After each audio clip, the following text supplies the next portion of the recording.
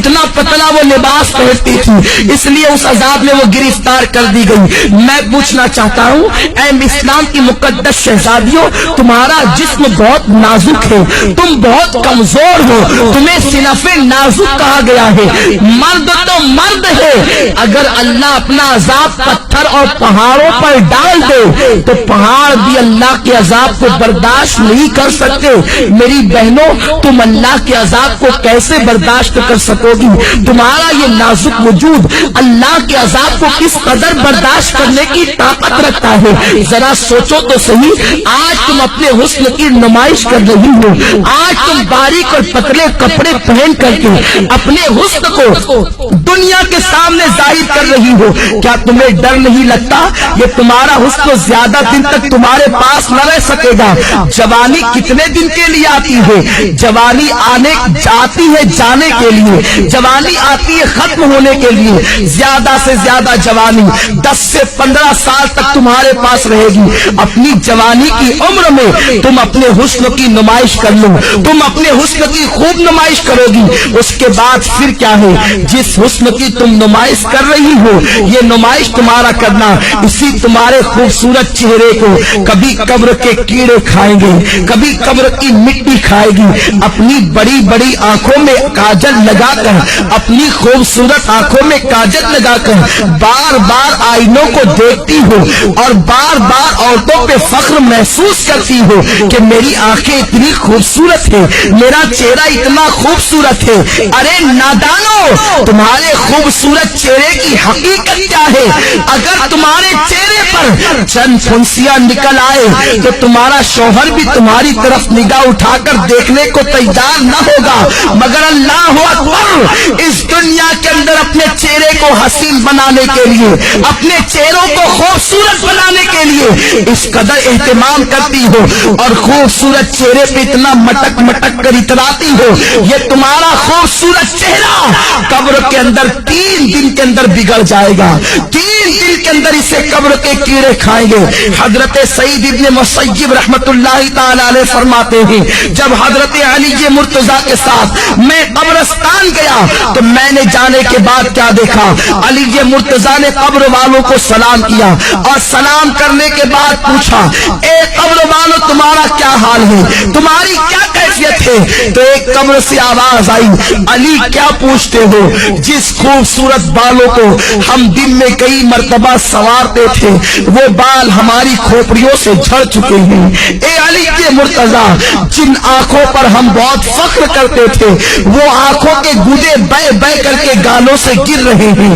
جس چہرے کی اور گالوں کی سرخی پر ہم اتراتے تھے ان گالوں کے گوشت کو کیڑوں نے کھانا شروع کر دیا ہے۔ اب تم ہمارا حال کیا پوچھتے ہو؟ جس جسم پر پرفیوم لگا کر، جس جسم پر عطر لگا کر دنیا کے سامنے فخر محسوس کرتے تھے، اس جسم کو ازدہے ڈس رہے ہیں۔ اے علی، اب ہم تمہیں اپنا کیا حال سنائے؟ اے اسلام کی مقدس شہزادیوں، اپنے بڑے بالوں کی نمائش کے لیے تم اس قدر سرگردہ نظر آتی ہو، اس قدر کو لاہور پر کوشا نظر آتی ہو۔ یہ تمہارے بال تمہاری قبر میں جھڑ جائیں گے، یہ تمہاری آنکھیں اسے قبر کے بچھو کھائیں گے، حشرات الارض اسے کھائیں گے۔ اور اللہ کے رسول تو یہاں تک فرماتے ہیں، آج عورتیں اپنے حسن کا غلط استعمال کر کے کبھی کسی غیر محرم لڑکے سے محبت کا پیغام دیتی نظر آتی ہے،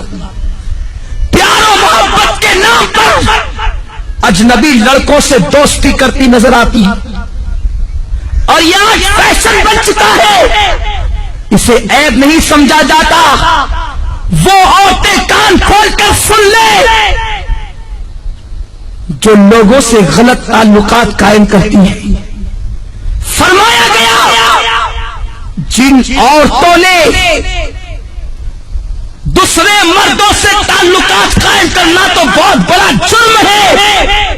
ایک مرتبہ اپنا ہاتھ کسی دوسرے مرد کے ہاتھ میں دیا ہوگا، اس عورت پر اللہ اس کی قبر میں 99 سانپ مسلط فرمائے گا،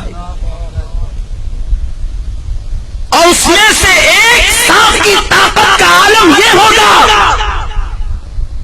کہ وہ سانپ اگر سانس لے دنیا میں، وہ سانپ اگر دنیا میں سانس لے تو اس کی سانس کی گرمی سے پوری دنیا کے انسان مر جائے، اور اگر وہ سانپ کسی پہاڑ پر اپنی دم کو مار دے تو پہاڑ ریزہ ریزہ ہو جائے، اتنا طاقتور وہ سانپ ہے۔ ایسے ایسے طاقتور 99 سانپ اس عورت پر مسلط کیے جائیں گے جس نے ایک مرتبہ اپنا ہاتھ کسی غیر مرد کے ہاتھ میں دیا ہوگا۔ آج لڑکوں سے دوستی فیشن سمجھا جا رہا ہے، بچیاں سج دھج کر اسکول اور کالج کا رخ اس لیے کرتی ہیں، اللہ ماشاءاللہ سب کی بات نہیں کرتا کہ لڑکے انہیں دیکھیں ان کی طرف متوجہ ہوں۔ اللہ کے رسول صلی اللہ علیہ وسلم نے فرمایا، میں نے معراج کی رات ایک منظر دیکھا کہ آگ کی کینچی سے کچھ عورتوں کی جلدیں کاٹی جا رہی ہیں، آگ کی کینچی سے ان کی جلدیں کاٹی جا رہی ہے۔ جو خواتین آپریشن کو جانتی ہے اور جن کا آپریشن کسی مقام پر یہ کہاں ہوا ہے یا انہوں نے آپریشن کی داستان کو سنا ہوگا تو انہیں معلوم ہوگا کہ جب کسی کی جلد ڈاکٹر کاٹتا ہے تو پہلے اسے بے ہوش کرتا ہے، پھر بڑی نزاکت کے ساتھ ہلکے ہلکے انداز سے کاٹتا ہے، پھر جب ہوش آتا ہے تو انسان کتنا تڑپتا ہے، کتنا بے چین ہوتا ہے، کتنا بے قرار ہوتا ہے۔ بہت احتیاط کے ساتھ اگر بے ہوش کر کے انسان کی جلد کاٹی جائے تو انسان اتنا تڑپتا ہے۔ میری بہنوں ذرا سوچو تو صحیح کہ آگ کی کینچی سے کچھ عورتوں کی جلدیں کاٹی جا رہی تھی۔ غیب دار رسول صلی اللہ علیہ وسلم نے فرمایا، میں وہ منظر دیکھ کر بے قرار ہو گیا۔ میں نے پوچھا، جبریل یہ کون عورتیں ہیں اور ان پر یہ عذاب کیوں ہے؟ تو جبریل نے کہا، یا رسول اللہ یہ آپ کی امت کی وہ عورتیں ہیں جو اس لیے بن سنور کے گھر سے نکلتی تھی کہ مرد ان کی طرف راغب ہو اور ان کی طرف دیکھے، اس لیے انہیں اس عذاب میں مبتلا کیا گیا۔ اے اسلام کی مقدس شہزادیوں، تم مغربی تہذیب اور فیشن پر عمل کرنے کے بعد بہت زیادہ کامیاب نہیں ہو سکتی، بہت زیادہ کامران نہیں ہو سکتی۔ اور سنو، یہ دنیا ایسی بدترین جگہ ہے، یہ دنیا ایسا بدترین مقام ہے، یہاں کوئی کسی کا نہیں۔ جب تک تمہاری جوانی تمہارے پاس ہے، ہر آنے والا تمہارے قریب آنے کی سوچے گا، تمہارے حسن کو پھول کی طرح جو حسن اللہ نے عطا کیا ہے اس کو مل دینے کے بعد وہ ایسا غائب ہوگا کہ پھر تمہیں کہیں نظر نہیں آئے گا۔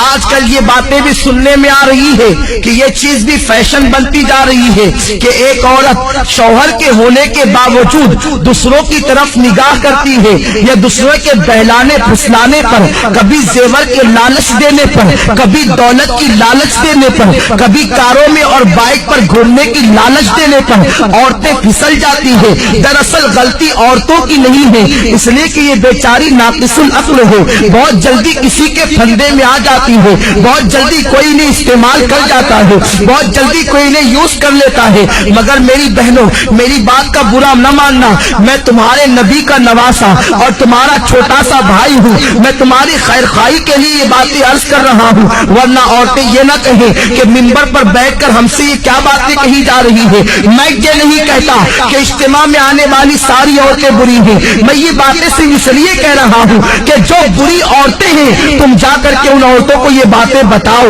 تاکہ وہ استعمال ہونے سے بچ جائیں، تاکہ وہ غلط کاموں سے بچ جائیں۔ میری بہنوں، میں تم سے پوچھنا چاہتا ہوں، تمہارے پاس جوانی زیادہ دن تک رہنے والی نہیں ہے، 10 سے 15 سال تک تمہاری جوانی تمہارے پاس رہے گی۔ اور سنو، سنو، اللہ کے رسول صلی اللہ تعالی علیہ وسلم نے فرمایا عورتوں کا سب سے بڑا زیور عورت کی شرم و حیا ہے. جو عورت جتنی باحیا ہے وہ عورت اتنی زیادہ معزز ہے، وہ عورت اتنی زیادہ مکرم ہے. سنو، اگر تمہارا شوہر غریب ہے، اگر